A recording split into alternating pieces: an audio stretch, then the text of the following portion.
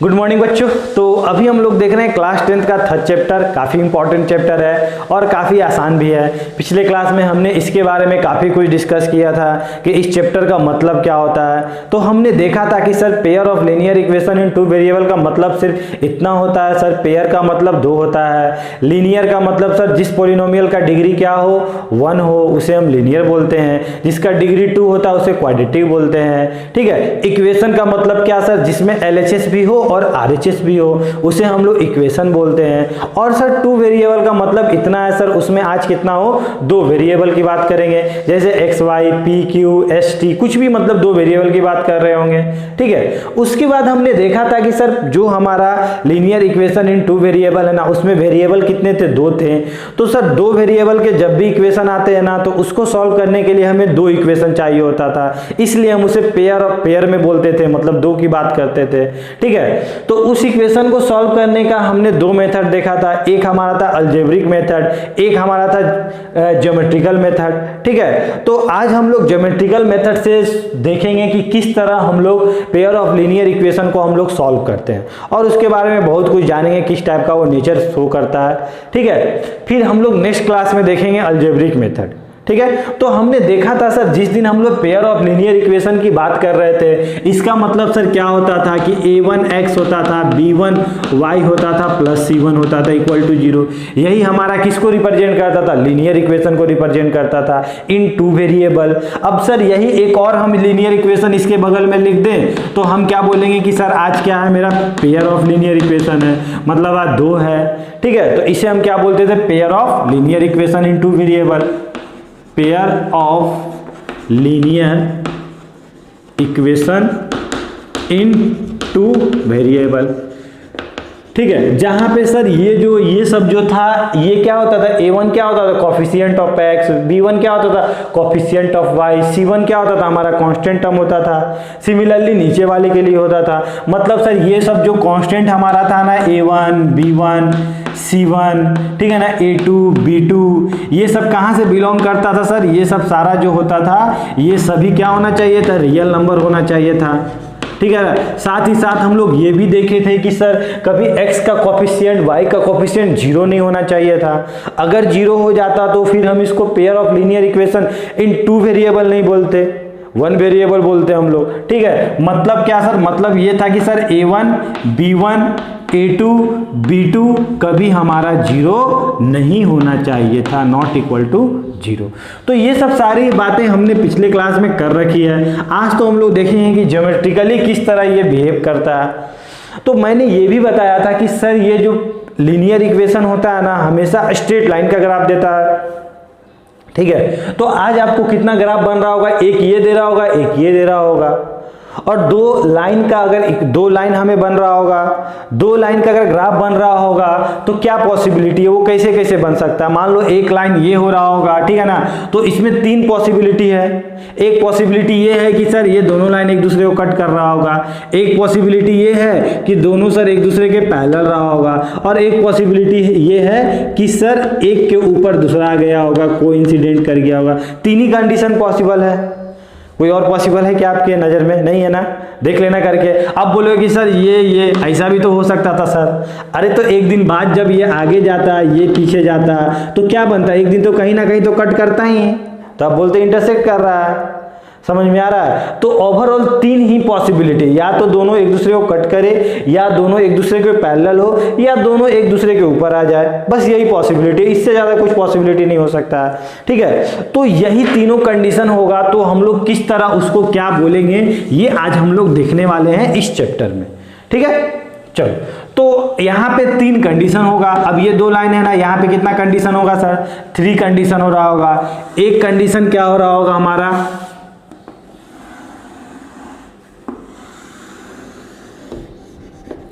एक कंडीशन ये हो रहा होगा कि सर दोनों लाइन क्या हो रहा होगा, एक दूसरे को इंटरसेक्ट किया होगा। एक कंडीशन ये रहा होगा कि सर दोनों लाइन एक दूसरे क्या रहा होगा, पैरेलल रहा होगा। ठीक है ना।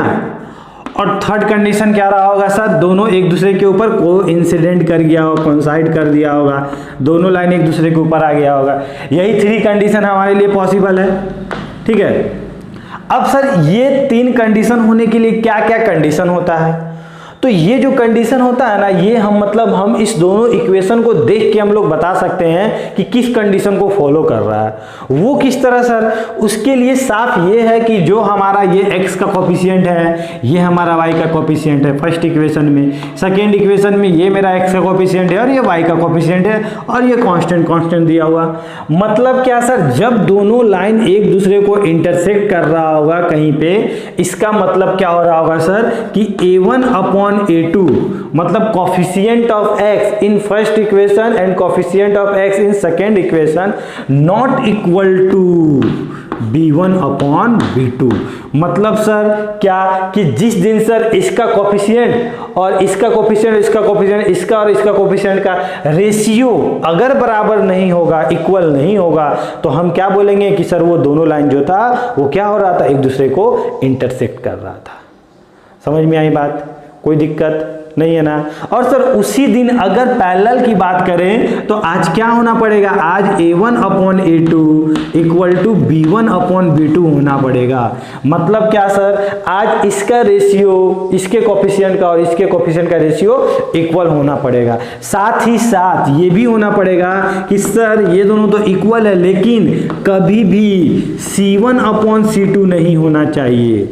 ठीक है? और ये सब लिखते समय एक चीज का बिल्कुल हम लोग ध्यान देंगे कि अगर c1 अपॉन c1 और c2 अगर इक्वल टू के इस साइड है तो दोनों को इस साइड रखना पड़ेगा, और नहीं अगर इस साइड है तो दोनों को एक तरफ रखना पड़ेगा, तभी हम लोग क्या लिखेंगे c1 अपॉन c2। ऐसा नहीं कि सर अगर यहाँ पे ऐसा रहता c1 रहता और c1 अपॉन c2 कर देते, नहीं। ठीक है ना? दोनों को एक तरफ रखना पड़ेगा। ठीक है? चलिए, छोटी छोटी बातें हैं जो आप लोग से गलती हो सकती है, इसलिए मैं डिस्कस कर। तो क्या देखा हमने कि जब दोनों का रेशियो इक्वल नहीं होगा तो इंटरसेक्ट करेगा, जब दोनों का रेशियो इक्वल और तीसरे के नॉट इक्वल तो क्या होगा, दोनों एक दूसरे के पैरेलल होगा, और जब दोनों एक दूसरे के कोइंसाइड कर जाएगा, मतलब ये इक्वेशन और ये इक्वेशन दोनों सेम हो चुका है। समझ में आ रहा है ना? अरे ये लाइन के ऊपर ये लाइन आ चुका है, मतलब दोनों तो एक के ऊपर एक आ चुका है, मतलब दोनों तो सेमी जैसा दिख रहा होगा। तो सेमी जैसा दिख रहा होगा तो सर आज उसका कोफिशिएंट का रेशियो क्या होगा, हमेशा इक्वल रहा होगा। समझ में आई बात? ठीक है ना? क्या होगा, c1 अपॉन c2। मतलब क्या सर? मतलब ये कि जब दोनों इक्वल नहीं होगा तो इंटरसेक्ट करेगा, जब ये दोनों इक्वल है तीसरे के इक्वल नहीं है तो पैरेलल होगा, और जब तीनों इक्वल हो जाएगा, मतलब एकदम पूरा आइडियल कंडीशन हो जाएगा, तो आप क्या बोलोगे कि सर दोनों एक दूसरे के ऊपर कोइंसिडेंट कर गया होगा। समझ में आई बात? ठीक है ना? अब सर यहाँ पे क्या होगा, तो जिस दिन ये वाला एक दूसरे को क्या हो रहा है, दोनों एक दूसरे के बराबर नहीं है ना, रेशियो बराबर नहीं है ना, इसका मतलब इसको देख के हम समझ जाएंगे कि ये दोनों लाइन एक दूसरे को क्या कर रहा होगा, इंटरसेक्ट कर रहा होगा। मतलब क्या बोलोगे सर, इंटरसेक्टिंग लाइन। ठीक है? लाइन क्या कर रहा होगा, इंटरसेक्ट कर रहा होगा। कोई दिक्कत? अब सर यहाँ पे क्या हो रहा होगा सर, जब ये हो रहा होगा मतलब ये दोनों रेशियो इक्वल और तीसरे के नॉट इक्वल, तो आप क्या बोलोगे कि लाइन आर पैरेलल। तो क्या बोलोगे, पैरेलल लाइन। ठीक है? और सर जब हमारा क्या हो रहा होगा, जब क्या हर एक सब बराबर हो रहा होगा, इसका मतलब क्या हो गया सर कि दोनों लाइन एक दूसरे के ऊपर कोइंसिडेंट कर गया होगा। मतलब क्या बोलोगे, कोइंसिडेंट लाइन। समझ में आया? और कुछ कुछ छोटी छोटी बातें जो हम लोग डिस्कस कर लेते हैं यहीं पे। अब सर यहाँ पे आप थोड़ा फिगर देख के बताओ, तो ये दोनों लाइन हैं, कितने बार एक दूसरे को कट किया है, तो आप क्या बोलोगे सर, एक बार। कितने बार कट किया है, एक बार। कहीं दो बार कभी दुनिया में फिर कहीं करेगा क्या कट, ये इधर चला गया ये इधर चला गया, क्या दोबारा घूम के इधर आएगा क्या ये वाला लाइन, नहीं आएगा ना, लाइन हमेशा सीधा होता है। ठीक है ना? तो एक बार कट किया सर, ठीक है ना, तो जहां पे कट करता है ना वही इसका क्या होता है, दोनों लाइन का सॉल्यूशन होता है। ठीक है ना, मतलब इंटरसेक्टिंग पॉइंट। तो ये कट कितने बार किया, एक बार कट किया, मतलब यहाँ पे क्या हो रहा होगा सर, एक बार कट किया होगा, और जो हमारा सॉल्यूशन हो रहा होगा वो क्या हो रहा होगा, यूनिक सॉल्यूशन हो रहा होगा। मतलब यही वाला सॉल्यूशन होगा और कहीं दूसरी जगह नहीं मिल रहा होगा, एकदम यूनिक हो रहा होगा। ठीक है ना? अगर 1 2 है तो हमेशा 1 2 ही होगा दोनों का सॉल्यूशन, कभी 3 4 नहीं हो सकता है। ठीक है ना? तो क्या बोलोगे कि सर दोनों जो होगा यूनिक सॉल्यूशन देगा। ठीक है ना? अब अगर इसमें अगर बात करें, दोनों लाइन पैरेलल है तो दोनों कहीं कट रहा है क्या, देख के बताओ तो कहीं कट रहा है क्या, क्या कभी आगे जाके कभी कटे या क्या, ये तो एकदम ऐसे चल रहा है, ये भी ऐसे चल रहा है, क्या कभी दोनों आगे टेढ़ा टोढ़ी हो जाएगा क्या, नहीं होगा ना। मतलब क्या सर, यहाँ पे आज नहीं कट कर रहा है, इसका मतलब आज तो कोई सॉल्यूशन होना नहीं मिल रहा होगा। कट करता तभी ना सॉल्यूशन मिलता, आज तो कट ही नहीं कर रहा है, तो आप क्या बोलोगे कि सर यहाँ से हमें क्या मिलेगा, नो सॉल्यूशन। मतलब जब सर उसका रेशियो क्या होगा, A1/A2 equal to B1/B2 not equal to C1/C2 हो रहा होगा, तो आप क्या बोलोगे कि सर नो सॉल्यूशन हो रहा होगा। समझ में आई बात। अब आगे देखते हैं। अब यहाँ पे तो आपको समझ में आ रहा होगा सर, यहाँ पे अब क्या बोले, यहाँ पे तो एक के ऊपर एक है, तो कट क्या करे, हर एक पॉइंट तो दूसरे में लाई कर रहा होगा, ठीक है ना। ये भी पॉइंट दोनों में कॉमन होगा, ये भी पॉइंट, ये भी पॉइंट, ये भी पॉइंट, ये भी पॉइंट, बहुत सारा पॉइंट हो रहा होगा जो दोनों में कॉमन रहा होगा। तो आप क्या बोलोगे, इसमें क्या बोलोगे, सॉल्यूशन है कि नहीं है। तो आप बोलोगे हाँ सर यहाँ पे सॉल्यूशन है, और यहाँ पे एक सॉल्यूशन नहीं, यहाँ पे इनफाइनाइट सॉल्यूशन है, मतलब इनफाइनाइट पॉइंट ऐसा होगा जो दोनों पे लाई कर रहा होगा, ठीक है ना। तो क्या बोलोगे कि सर यहाँ पे क्या होगा, इनफाइनाइट सॉल्यूशन, ठीक है। यहां तक कोई दिक्कत नहीं। अब एक और टर्म आता है आपका, ठीक है ना, कंसिस्टेंट एंड इनकंसिस्टेंट, ठीक है ना। तो कंसिस्टेंट और इनकंसिस्टेंट का मतलब क्या होता है वो समझो, ठीक है। तो कंसिस्टेंट का मतलब क्या होता है, लिख लेना यहां पे, ठीक है ना। Pair of linear equation, linear equation in two variable has at least one solution। मतलब क्या sir, pair of linear equation में जिस दिन हमारा क्या हो रहा होगा, एटलीस्ट एक सॉल्यूशन हो रहा होगा, मतलब कम से कम एक हो रहा होगा, ज़्यादा कुछ भी हो सकता है, ठीक है ना। 1 लाख 2 लाख 5 लाख कुछ भी हो सकता है, कम से कम एक होना चाहिए, तो उसको हम लोग क्या बोलेंगे कि ये कंसिस्टेंट था। और अगर क्या हो रहा होगा, इनकंसिस्टेंट में क्या बोलेंगे, इनकंसिस्टेंट में क्या बोलेंगे कि सर उसमें क्या नो सॉल्यूशन हो रहा होगा। तो आप क्या बोलोगे, pair of linear equation in two variable has, क्या बोलोगे, नो सॉल्यूशन, ठीक है ना। जिसमें सर एक भी सॉल्यूशन नहीं हो रहा होगा तो उसको हम क्या बोलेंगे, इनकंसिस्टेंट। तो इसको आप देखते देखते क्या बोलोगे सर, ये जो हमारा जब हमारा पैरेलल लाइन हो रहा होगा तो उसको हम लोग क्या बोलेंगे कि ये हमारा इनकंसिस्टेंट है सर। समझ में आई बात, कोई दिक्कत। तो सर ये भी कंसिस्टेंट हो रहा होगा, वो भी कंसिस्टेंट हो रहा होगा, लेकिन कंसिस्टेंट में भी दो बात आता है, एक आपका इंडिपेंडेंट कंसिस्टेंट होता है, एक आपका डिपेंडेंट कंसिस्टेंट होता है, ठीक है ना। तो ये जो होता है ना, बुक में आपको मिलेगा सिर्फ यहाँ पे लिखा हुआ कंसिस्टेंट, लेकिन आप याद रखना हायर क्लास में आप पढ़ोगे, ठीक है ना, कि सर कंसिस्टेंट के साथ साथ ये इंडिपेंडेंट कंसिस्टेंट भी होता है। क्यों, क्योंकि सर इंडिपेंडेंट है, दोनों लाइन एक दूसरे पे इंडिपेंडेंट है और दोनों कहीं पे कट कर रहा होगा, ठीक है, कहीं पे कट कर रहा होगा। लेकिन ये सर एक दूसरे पे डिपेंडेंट हो जाता है, क्योंकि जब आप इक्वेशन लिखोगे तो दोनों एक जैसा दिखेगा, तो आप किसको बोलोगे, आपको कुछ समझ में नहीं आएगा सर किसका सॉल्यूशन ले किसका सॉल्यूशन नहीं ले, ठीक है ना। तो आप क्या बोलोगे कि सर ये जो हमारा मिलेगा ये क्या मिलेगा, डिपेंडेंट कंसिस्टेंट, ठीक है ना। तो आप लोग को उतना याद नहीं रखना है, आप लोग को बस ये याद रखना है कि जब सर एक सॉल्यूशन मिल रहा था तो कंसिस्टेंट था, और इनफाइनाइट सॉल्यूशन मिल रहा था तो भी कंसिस्टेंट था, क्योंकि हमें डेफिनेशन बोल के रखा है कि कम से कम एक सॉल्यूशन मिलना चाहिए।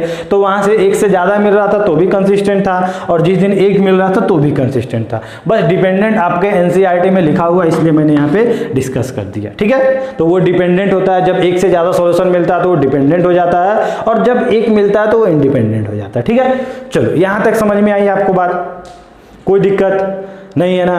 बस मात्र इतना है कि सर जिस दिन हम लोग क्या करेंगे, जब हमारे पास टू लीनियर इक्वेशन होगा तो हम लोग ग्राफिकली देख के बता देंगे कि वो पैरेलल है, कि वो इंटरसेक्ट कर रहा है, या वो कोइंसिडेंट कर रहा है, कौन कंसिस्टेंट है कौन इनकंसिस्टेंट है, कौन यूनिक सॉल्यूशन दे रहा है कौन इनफाइनाइट सॉल्यूशन दे रहा है, और कौन नो सॉल्यूशन दे रहा है। तो जब पैरेलल होगा तो नो सॉल्यूशन देगा, और जब इंटरसेक्ट और कोइंसिडेंट करेगा तो इसमें क्या देगा, यूनिक सॉल्यूशन देगा, उसमें इनफाइनाइट सॉल्यूशन देगा। बात सिर्फ इतना था, समझ में आई बात, कोई दिक्कत नहीं है ना। काफी आसान चैप्टर है। अब इससे रिलेटेड हम लोग क्वेश्चंस करेंगे, उस पर डिस्कस करेंगे, कि और भी कुछ सीखने की कोशिश करेंगे, ठीक है। तो इसको आप लोग जल्दी वीडियो को पॉज करके नोट डाउन कर लो, मैं क्वेश्चन लिखता हूं यहाँ पे जल्दी। ओके तो इस पे बेस्ड कुछ क्वेश्चन देखते हैं और समझते हैं कि और क्या इसमें सीख सकते हैं हम लोग। तो क्वेश्चन हमारा क्या बोल रहा है, on comparing the ratio A1/A2, B1/B2 and C1/C2 find out whether the line intersecting parallel और कोइंसिडेंट। मतलब आपसे आज क्या बोला है कि आप उसके रेशियो को कंपेयर करके आप बताओ कि कौन सा लाइन इंटरसेक्ट कर रहा था, पैरेलल था या कोइंसिडेंट था, ये आपको बताना है मात्र, ठीक है ना।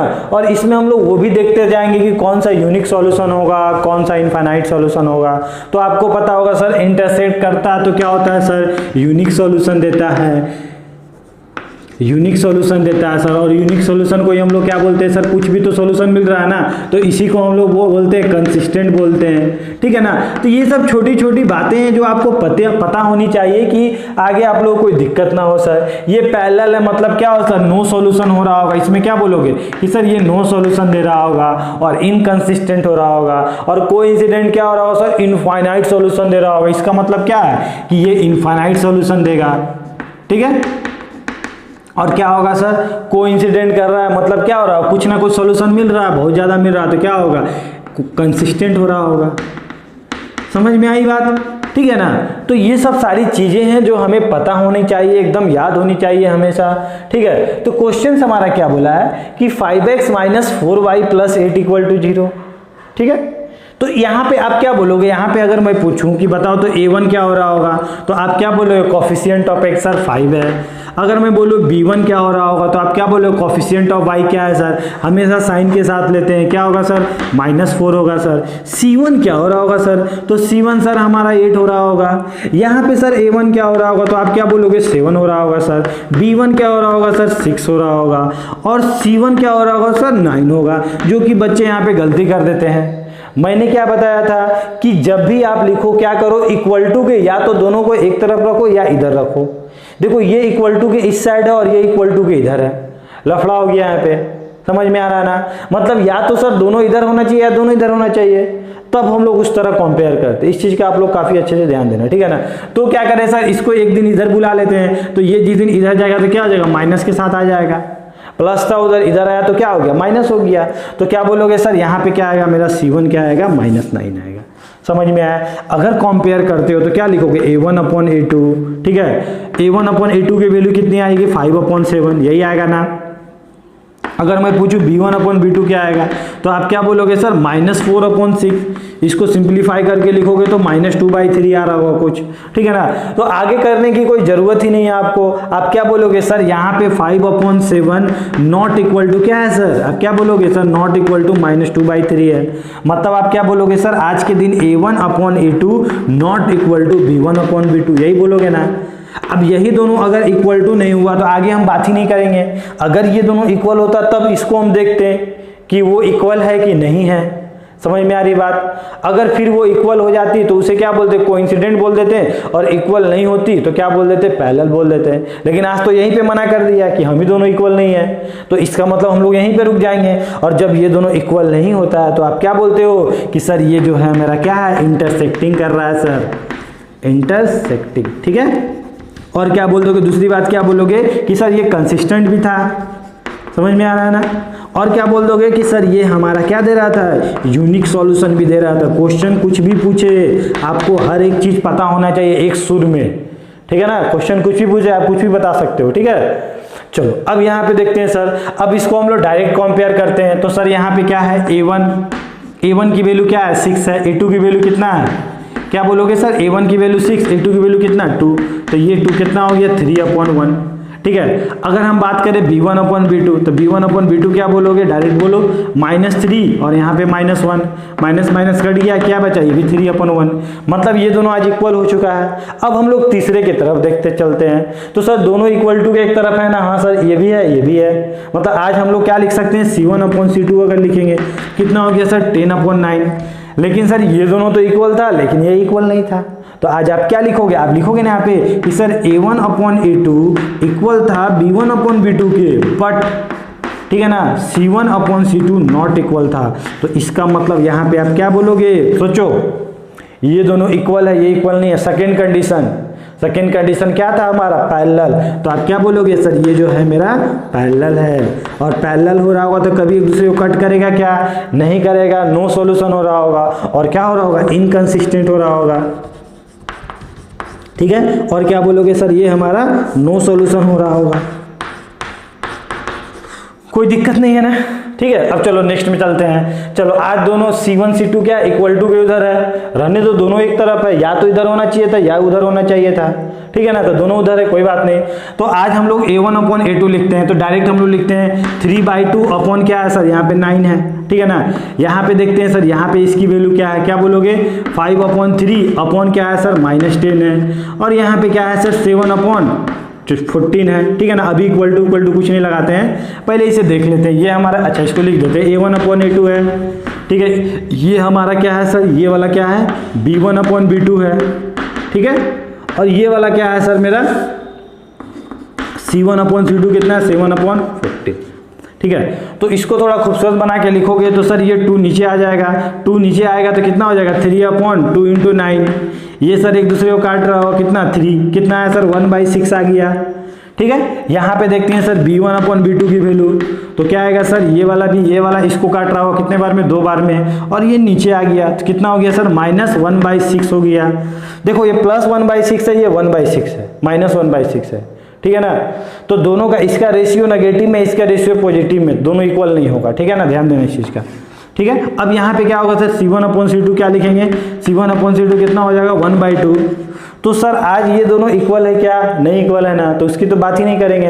तो आप क्या बोलोगे sir, A1 upon A2 not equal to B1 upon B2। तो क्या बोलेंगे यहाँ पे, इंटरसेक्ट हो रहा होगा सर, और क्या बोलोगे, सोचो, एक तो इंटरसेक्ट हो रहा होगा, दूसरा क्या बोलोगे कि सर ये यूनिक सॉल्यूशन दे रहा होगा, यूनिक सॉल्यूशन दे रहा होगा, और क्या होगा सर, कंसिस्टेंट होगा।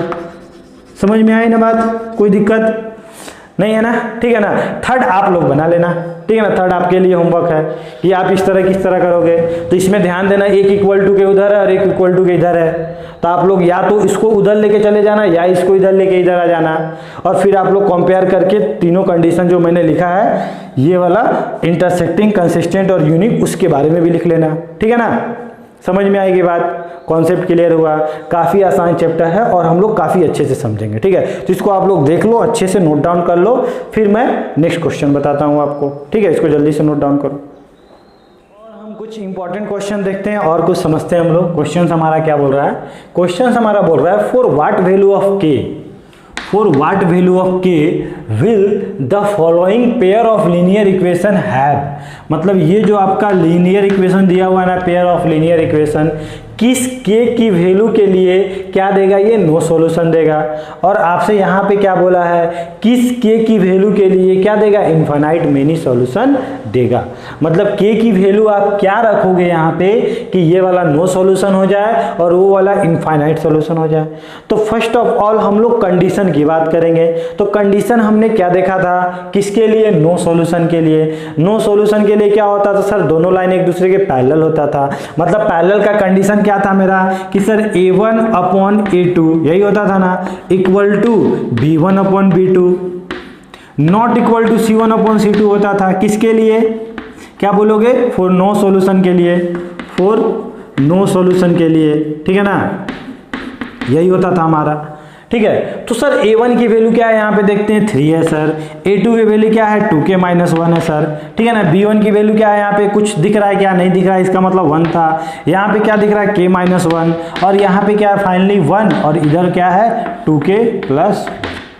तो अगर यहाँ से अब हम लोग k की वैल्यू निकालते हैं तो आपको 2 दिख रहा होगा, या तो दिख रहा होगा ये इसके इक्वल है और ये इसके नहीं इक्वल है, ठीक है। तो इस दोनों के जब इक्वल करेंगे, अगर 3 upon 2k-1 equal to 1 upon k-1 करते हैं तो क्रॉस मल्टीप्लीकेशन करेंगे तो क्या हो जाएगा 3k-3, और ये उधर गया तो कितना हो गया 2k-1, ये इधर गया तो 3k-2k, और ये उधर गया तो कितना हो गया सर 3-1। बोले तो k की वैल्यू कितनी आ गई, 2 आ गई सर।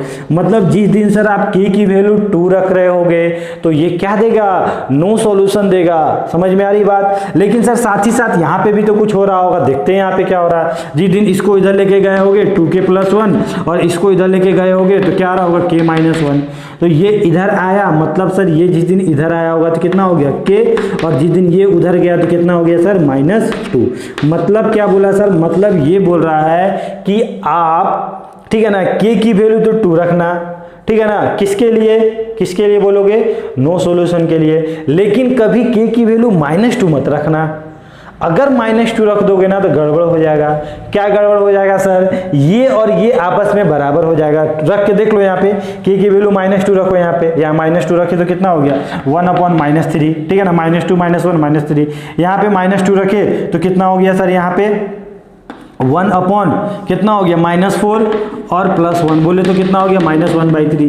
तो ये और ये दोनों आपस में बराबर हो गया ना, मतलब ये दोनों बराबर हो गया।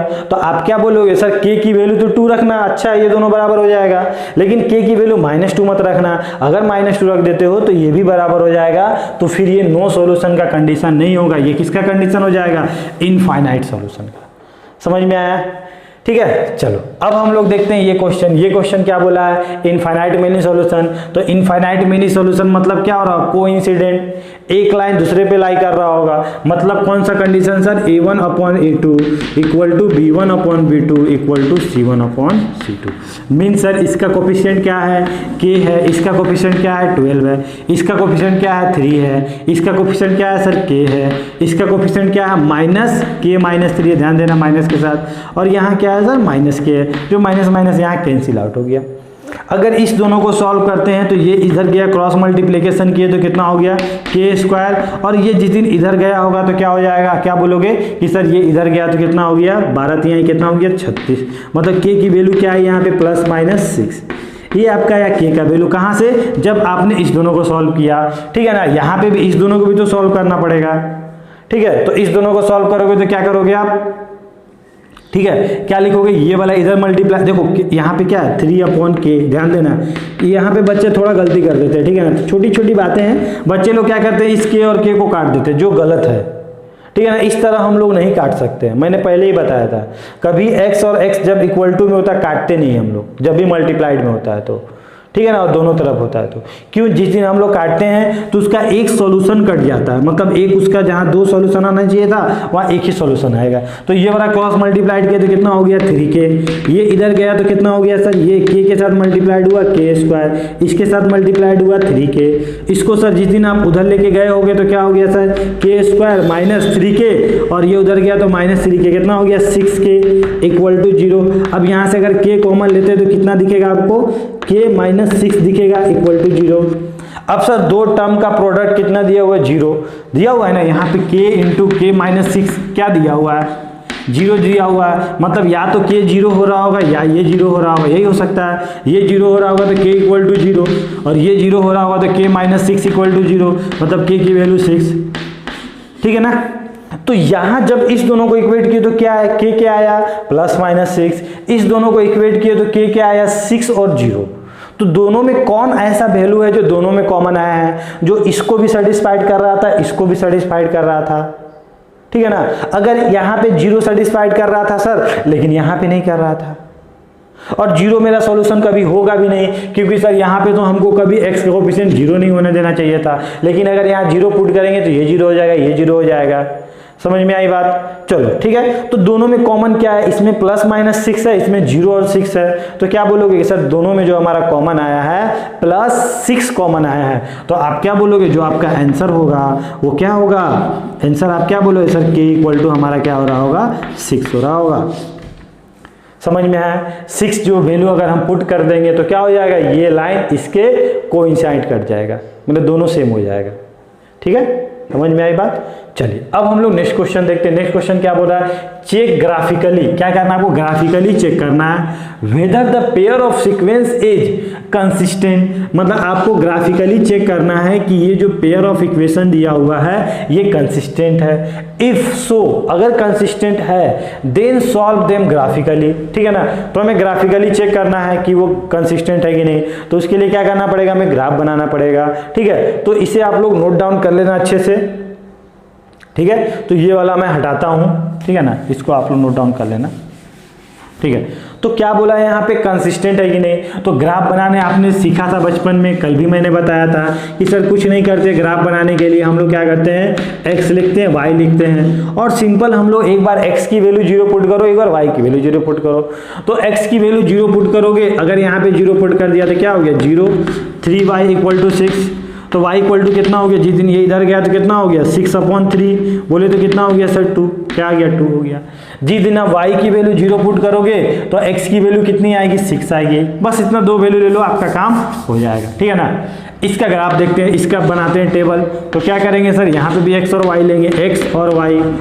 तो सर यहाँ पे एक बार x की वैल्यू 0 लिए तो ये पूरा 0, -3 इधर गया, कितना हो गया था -4 हो गया, -3 इसको काटा कितने बार में 4 टाइम से -4, ठीक है। फिर सर एक बार y की वैल्यू 0, तो y की वैल्यू 0 पुट करोगे तो क्या होगा, ये पूरा 0 और ये 2 नीचे गया, कितना होगा 6 हो गया। समझ में आ रही बात, ठीक है ना। अब इसको सर ग्राफिकली किस तरह, अगर दोनों एक दूसरे को इंटरसेक्ट कर रहा होगा या कोइंसिडेंट कर रहा होगा तो आप क्या बोलोगे कि सर वो कंसिस्टेंट है, और पैरेलल हो रहा होगा तो इनकंसिस्टेंट है। तो हम ग्राफ का नेचर देखते हैं। अब आपके पास ग्राफ पेपर होगा तो आप लोग ग्राफ पेपर में बनाओगे, मैं यहीं पे कोशिश करता हूं बनाने का, ठीक है ना। इसको मैंने ले लिया 1 2 3 4 5 6, इधर ले लिया 1 2 3 4 5 6, ठीक है ना। चलो अब हम लोग देखते हैं, कोशिश करते हैं बनाने का, ठीक है ना। ये क्या बोला, x की वैल्यू 0, y की वैल्यू 2, x की वैल्यू 0, y की वैल्यू 2, यही पॉइंट हो रहा होगा। ये क्या हो रहा होगा 0,2। फिर क्या बोला 6 और 0, मतलब x की वैल्यू 6, y की वैल्यू 0, ये हो रहा होगा। पता है ना, x एक्सिस पे y की वैल्यू 0 होती है और y एक्सिस पे x की वैल्यू 0 होती है। तो सर अगर इस दोनों पॉइंट को अगर हम मिलाते हैं तो सर क्या होगा, ये हो रहा होगा। ये किसका इक्वेशन हो गया सर, ये इक्वेशन हो गया x + 3y = 6 का हो गया, ठीक है। चलो अब इसका देखते हैं, x की वैल्यू 0, y की वैल्यू -4। अब सर y की वैल्यू -4 है, मतलब नेगेटिव में कहीं हो रहा होगा तो इधर लेके आना पड़ेगा। तो क्या हो जाएगा सर, इधर -1 -2 -3 और -4, तो ये वाला पॉइंट हो रहा होगा, ठीक है ना। और क्या सर, ये वाला पॉइंट क्या हो रहा था आपका 6,0, ठीक है। अब सर क्या है 6,0, तो 6,0 यही पॉइंट हो रहा होगा। मतलब सर इस दोनों आज हम क्या करेंगे, इसको मतलब ये जो लाइन जा रहा होगा, कहाँ से जा रहा होगा, यहाँ से आपका लाइन जा रहा होगा। ये किसका इक्वेशन हो गया, आप क्या बोलोगे सर 2x - 3y = 2। क्या ये दोनों लाइन कहीं एक दूसरे को इंटरसेक्ट किया है, क्या किया है ना। अरे कोई भी देख के बता देगा, क्या कर रहा है यहाँ पे इंटरसेक्ट कर रहा है ना।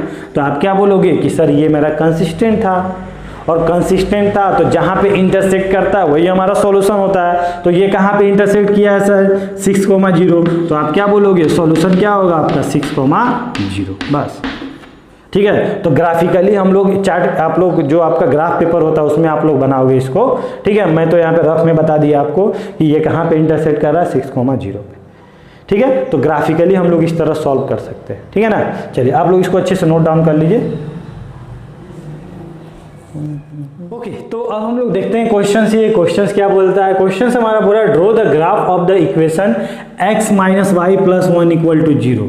Draw the graph of the equation, कौन से इक्वेशन का ग्राफ बोला ड्रॉ करने के लिए, इस इक्वेशन का ग्राफ बोला ड्रॉ करने के लिए, एंड इस इक्वेशन का बोला ग्राफ ड्रॉ करने के लिए, ठीक है। उसके बाद क्या बोला है, उसके बाद बोला determine coordinate of the vertices of the triangle found by these lines and the x axis. मतलब क्या बोला है कि आप उस ट्रायंगल का वर्टेक्स लिखो जो क्या इसको, मतलब ये दोनों लाइन और एक्स एक्सिस को मिलाने से जो हमारा ट्रायंगल बन रहा है उसके वर्टिसेस का कोऑर्डिनेट लिखो, ठीक है। और क्या बोला है कि जो भी आपका ट्रायंगल है उसको क्या करो, साइडेड द ट्रायंगल, मतलब जो भी आपका ट्रायंगल है उसको साइड कर दो।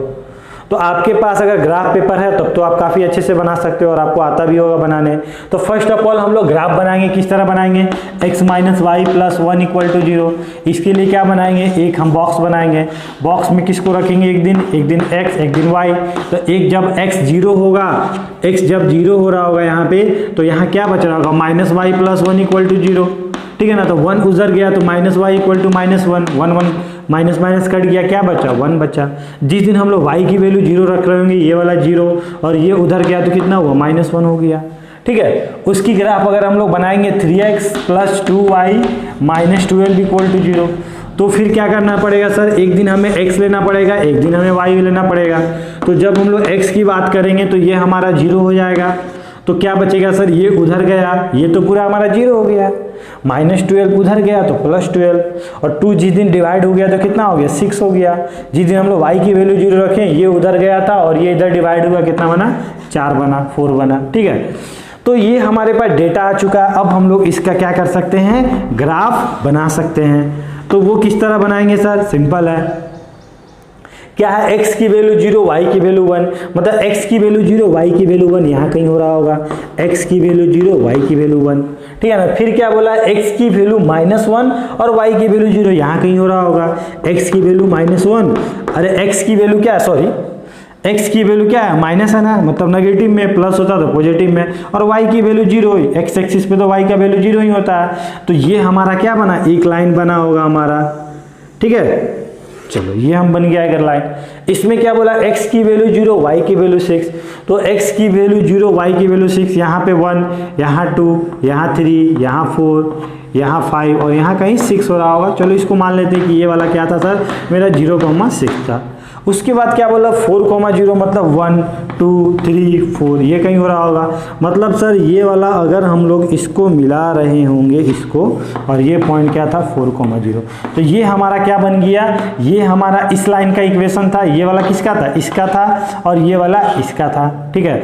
अब क्या बोला कि जो x एक्सिस के साथ आपका क्या बन रहा है, ट्रायंगल बन रहा है। तो x एक्सिस कौन है, ये वाला है, इसके साथ आपको कौन सा ट्रायंगल दिख रहा है, यही दिख रहा है आपको ट्रायंगल, यही दिख रहा है ना ट्रायंगल, सोच लो यही ट्रायंगल दिख रहा है ना, ठीक है ना। और इसके वर्टेक्स क्या है, एक वर्टेक्स ये है, इसको a नाम दे दो, ये एक वर्टेक्स b है सर, और ये एक वर्टेक्स क्या है, c है। समझ में आई बात, कोई दिक्कत नहीं है ना। और यही अगर बोलता इस क्वेश्चन में कि जो y एक्सिस के साथ जो ट्रायंगल बन रहा है उसका वर्टेक्स लिखो, तो y एक्सिस के साथ क्या बन रहा है, ये हमारा एक लाइन है, ये हमारा लाइन है, तो y एक्सिस के साथ तो यही बन रहा है, यही बन रहा है ना। तो यहाँ इसका वर्टेक्स क्या होगा, एक ये हो रहा होगा, एक ये हो रहा होगा, ये हो रहा होगा।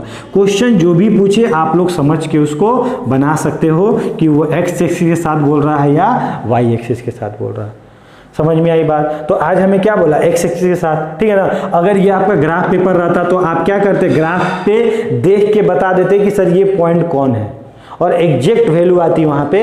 और इसको अभी तो हमारा एग्जैक्ट वैल्यू नहीं बता सकते हम लोग, लेकिन इसका जो वैल्यू आएगा वो क्या आएगा, 2,3, ठीक है ना। जब लोग ग्राफ पे बनाना तो उसको देख लेना। तो ये वैल्यू क्या है मेरा, 2,3। तो जो आपका ट्रायंगल बना क्या बना, यही बना, इसको आप साइड कर दिए। साइड करने के लिए बोला ना था साइड द ट्रायंगुलर रीजन।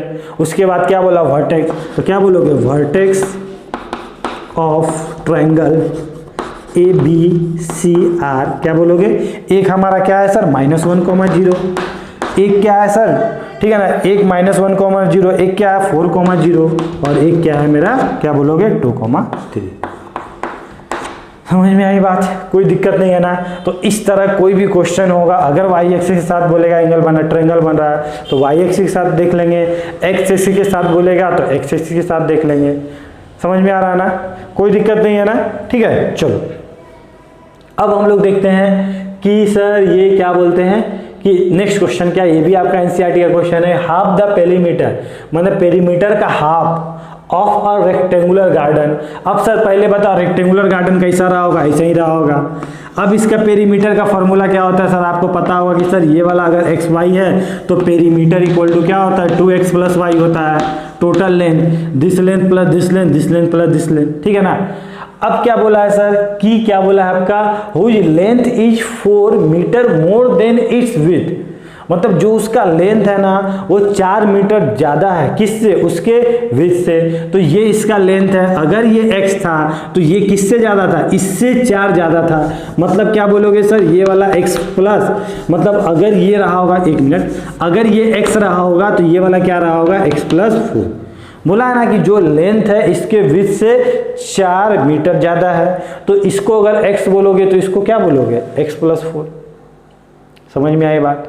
कोई दिक्कत। तो इसका पेरीमीटर क्या है सर, पेरीमीटर को जिस दिन हम लोग हाफ किए थे, half the perimeter of rectangular garden whose length is 4 metre more than its width is 36। इसका जो पेरीमीटर जब हाफ किए तो कितना आया सर, इसका पेरीमीटर आपका 36 आया, ठीक है ना। हाफ करने के बाद find the dimension of the garden, dimension क्या हो रहा होगा, मतलब लेंथ क्या हो रहा होगा, ब्रेथ क्या हो रहा होगा। तो अब क्या बोलोगे कि सर पेरीमीटर को हाफ किए मतलब क्या किए सर, यहाँ पे भी तो एक मेरा लेंथ क्या है x + 4, एक क्या है मेरा x है, दोनों तरफ हाफ, ये मेरा पेरीमीटर का फॉर्मूला है, तो इसको हाफ किए तो ये किसके बराबर हुआ, 36 के बराबर हुआ।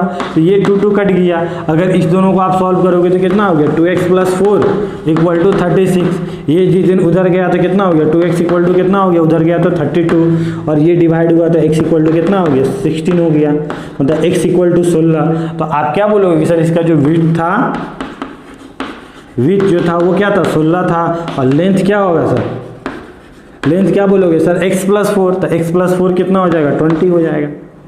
समझ में आया, तो इसका डायमेंशन आ गया। तो काफ़ी आसान चैप्टर है, काफ़ी हम लोग अच्छे से देखें कि ग्राफिकली किस तरह हम लोग क्वेश्चंस को बनाते हैं। इसमें हमने जाना कि सर पैरेलल होगा तो कंडीशन क्या होगा, इंटरसेक्टिंग होगा तो कंडीशन क्या होगा, और कोइंसिडेंट होगा तो कंडीशन क्या होगा। कुछ क्वेश्चंस भी देखें। अब आप लोग खुद से प्रैक्टिस करना इसके क्वेश्चंस को, जहाँ भी आपको मिले, NCERT, RD शर्मा या अदर कोई भी सैम्पल पेपर अगर आप बना रहे होगे तो उससे आप क्वेश्चंस को ट्राई करना, बिल्कुल डेफिनेटली आपसे बनेगा, ठीक है। तो नेक्स्ट लेक्चर में हम लोग मिलते हैं, जिसमें हम लोग देखेंगे algebraic method to solve the solution, मतलब आज ज्योमेट्रिकली देखें, नेक्स्ट क्लास में हम लोग अलजेब्रिक देखेंगे। तब तक के लिए सभी को बाय बाय।